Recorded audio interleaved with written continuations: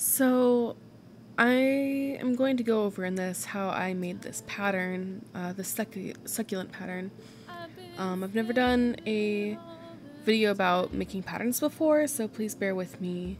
But I knew for a while that I wanted to do something kind of different. I don't draw plants a lot, I don't paint a lot, so I decided to do both. You can see me first just roughing out a sketch basically of the shapes, not any details, just shapes, so that I can get the repeat to work.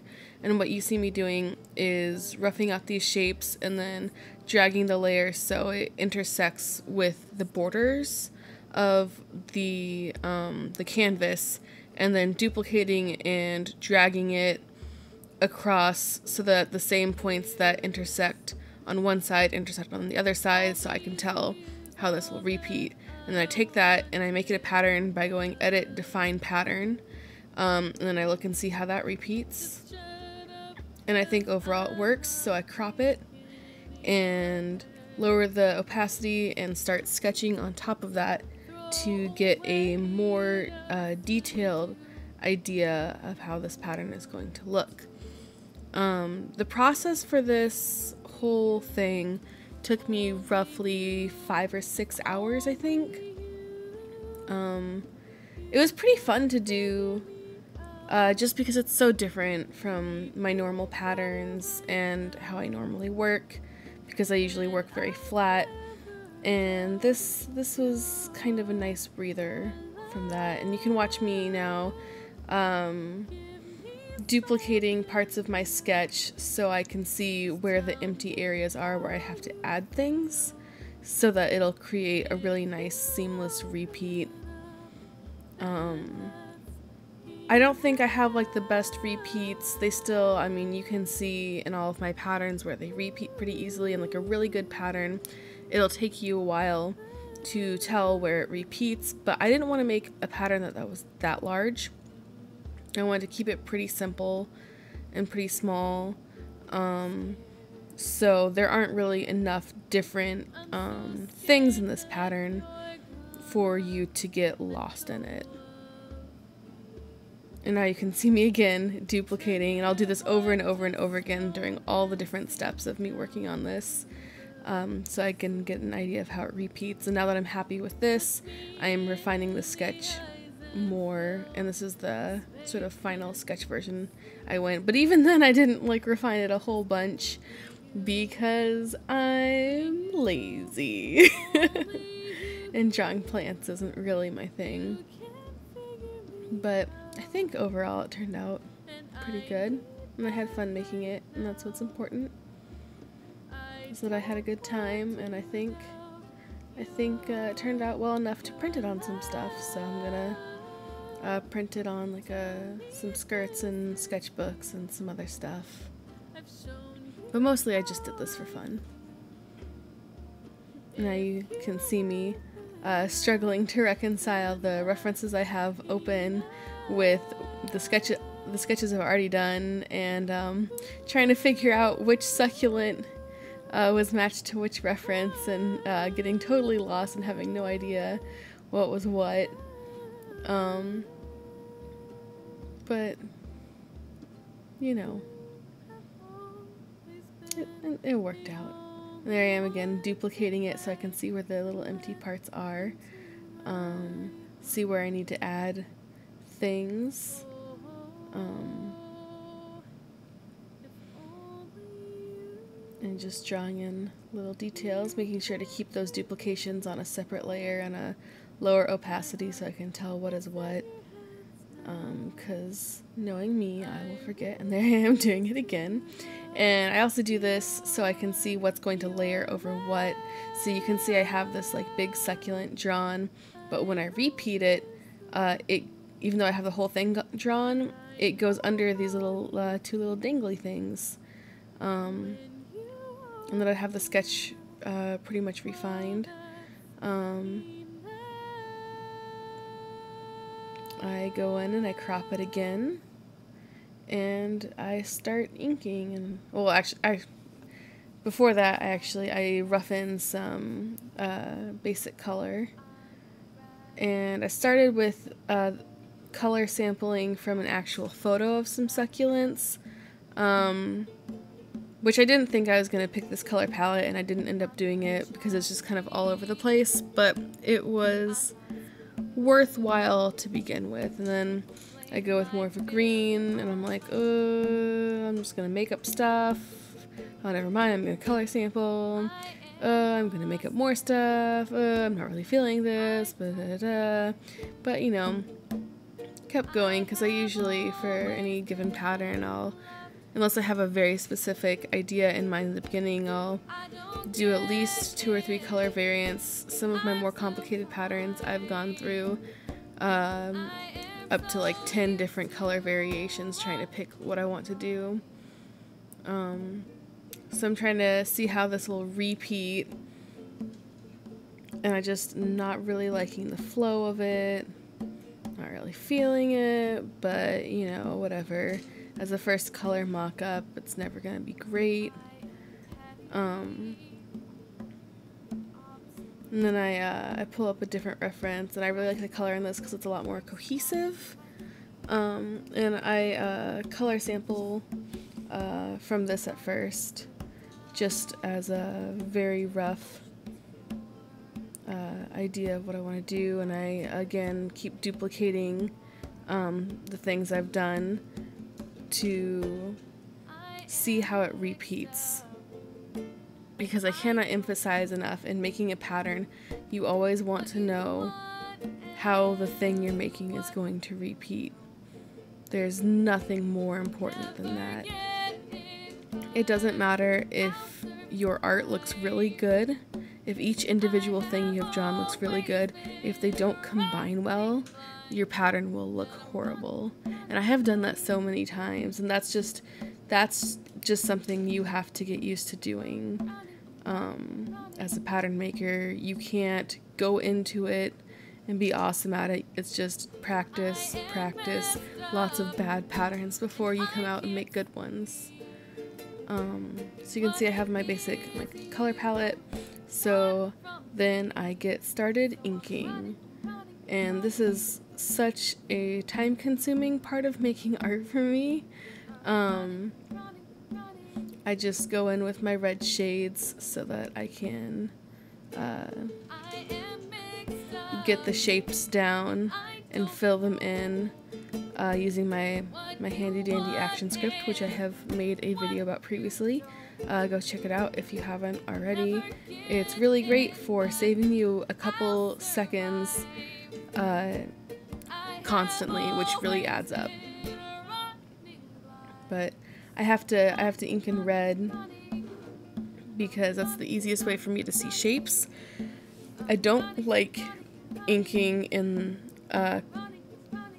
color that I'm thinking of using because it's too much thinking. When I'm inking, I'm already doing thinking, interpreting my sketch into something better, because I like to keep my sketches really loose. That way, when I ink, if I'm actively thinking about it, I'm not refining it too much, and I keep my inking pretty loose. I find if I refine my sketch too much and I just follow it exactly, that my my art gets stiff and I don't like the way it looks. So keeping some mystery alive in my sketches makes inking more of a thinking process for me, so that it looks good, or I think it does. And the red just helps me see. I could do my inking, my quote-unquote inking in grayscale, but then it makes it harder for me to see my sketch, and where my sketch and everything intersects with my inking. And I do sometimes ink in other colors, especially when I have a lot of overlapping forms and it gets too complicated to see all the different reds, so then I'll add like a blue or a purple or a green. But red is the easiest for me to see. I don't know why. It just is.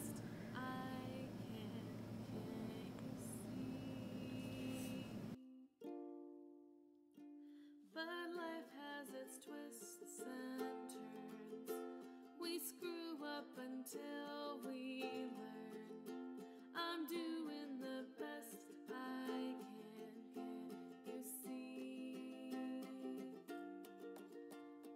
I am here, but I'm not alone.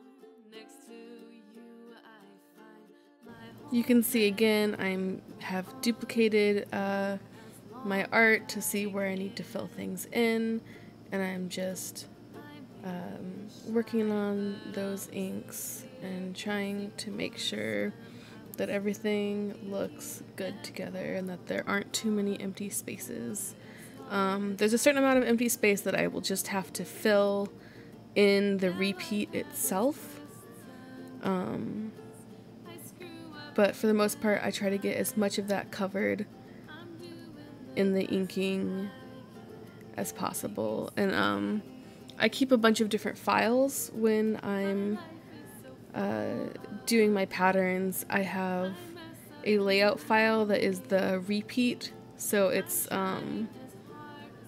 the selection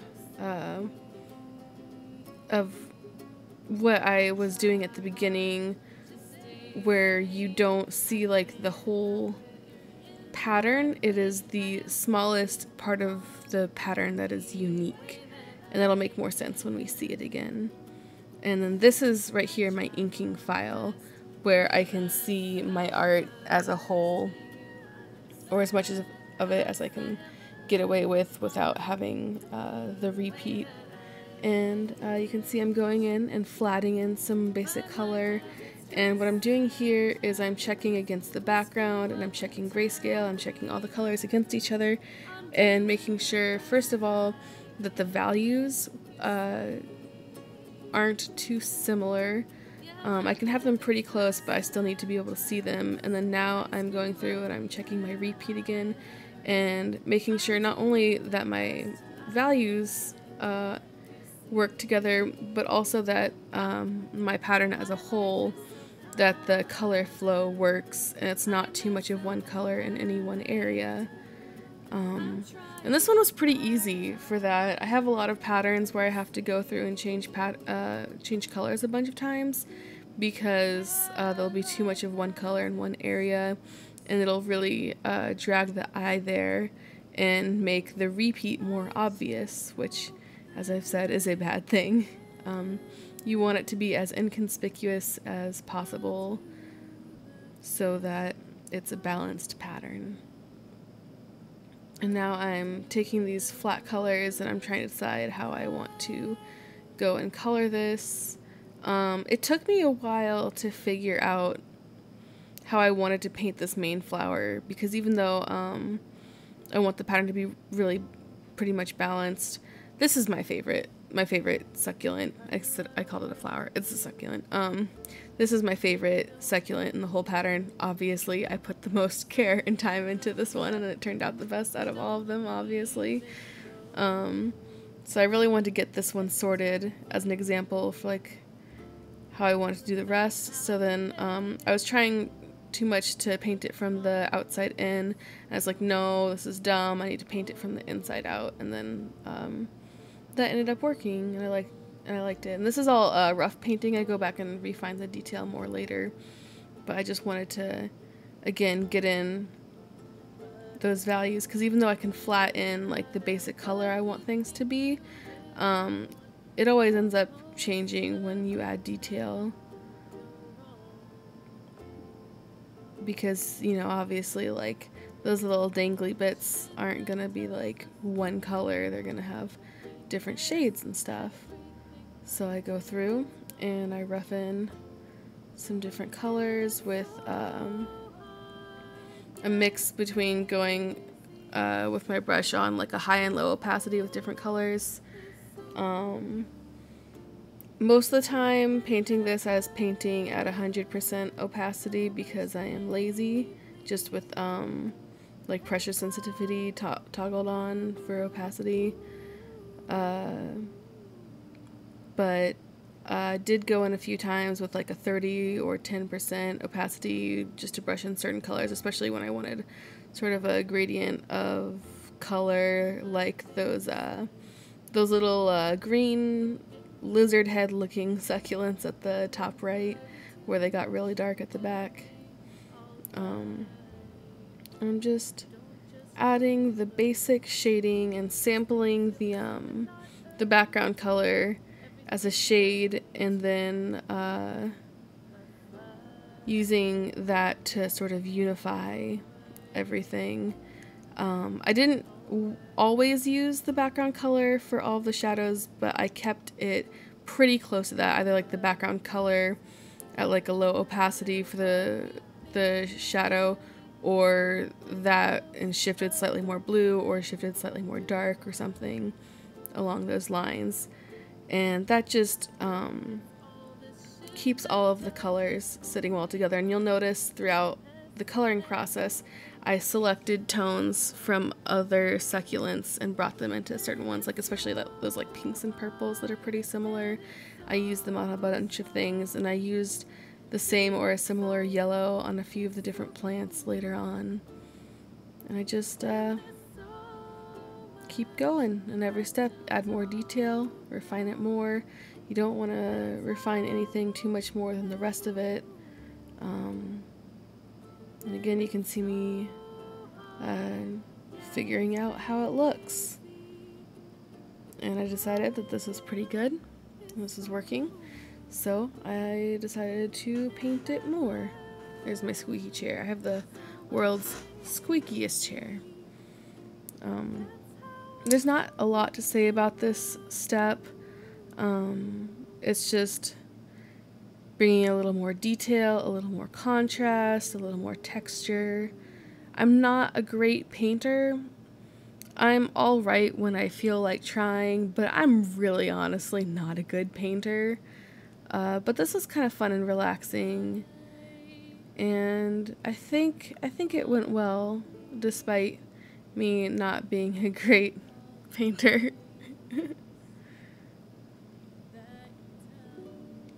I know a lot of digital artists who start traditionally learn from painting. I actually, though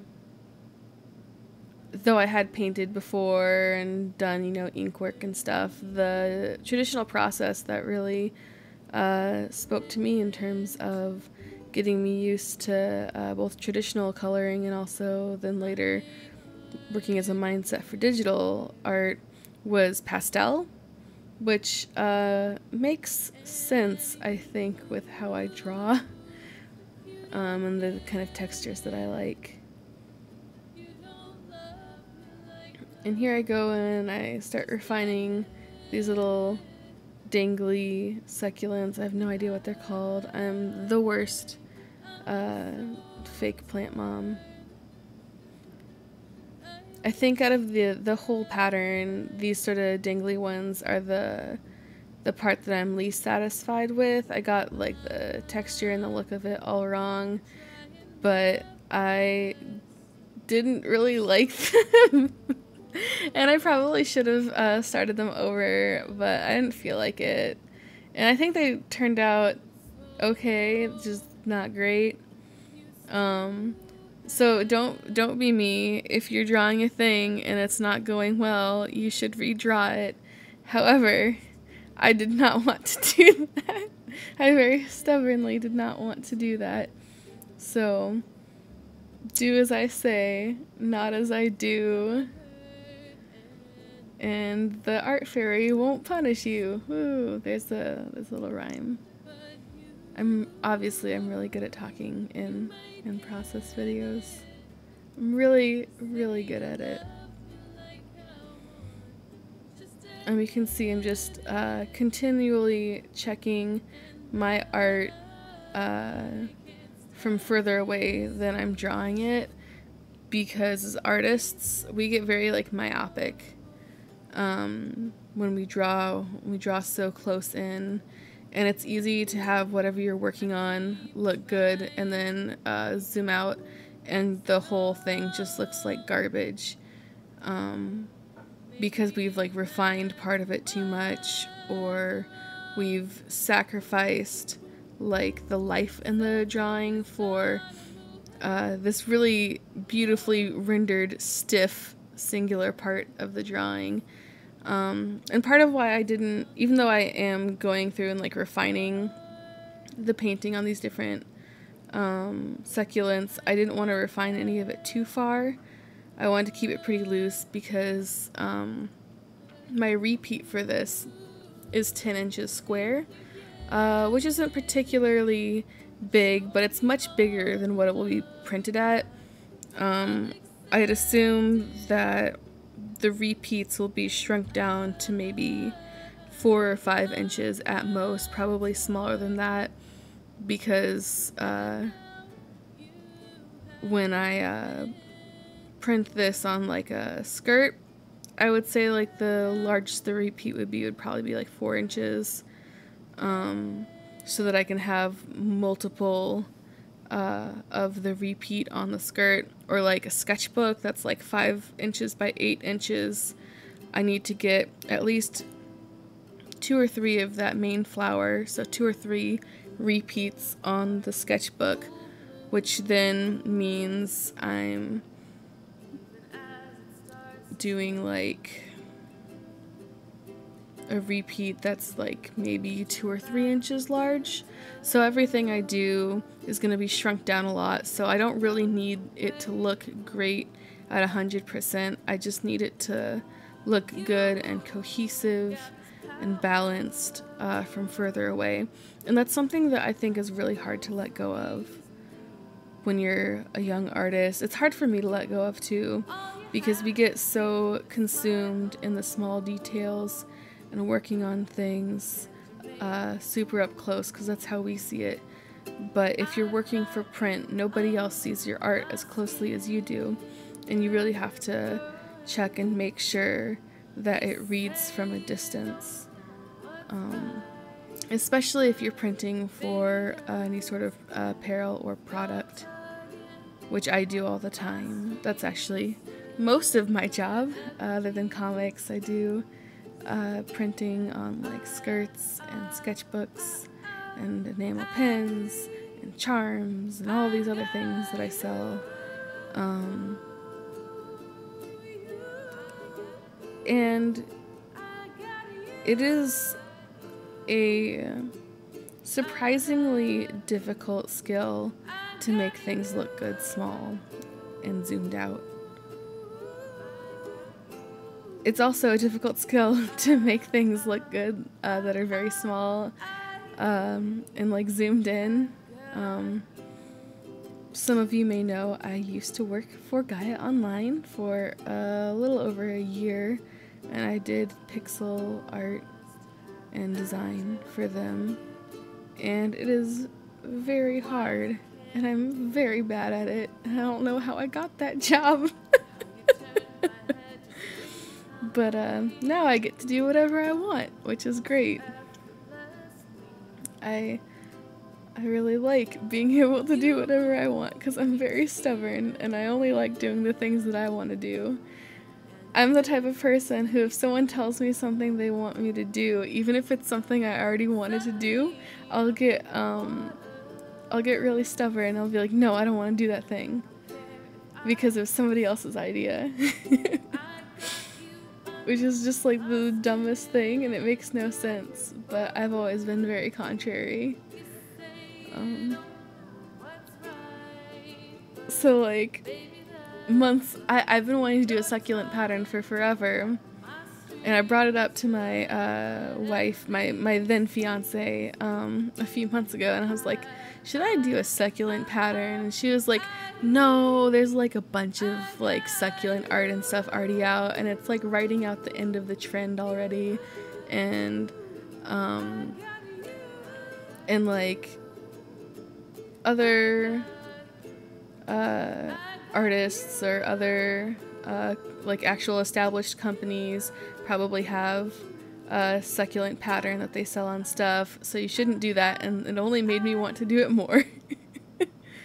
And you can see now I'm checking my repeat, and this little square that doesn't show the whole of the art, but that stitched together creates a seamless pattern. This is what we call the repeat, or what I call the repeat. And again, to make your repeat, you just have your canvas and you go in the Photoshop menu to edit, define pattern, and you can name it whatever you want. And then here's the really fun, boring part where I go through and minutely shift all the different pieces of my pattern to make them line up correctly at 100% so that there aren't any lines.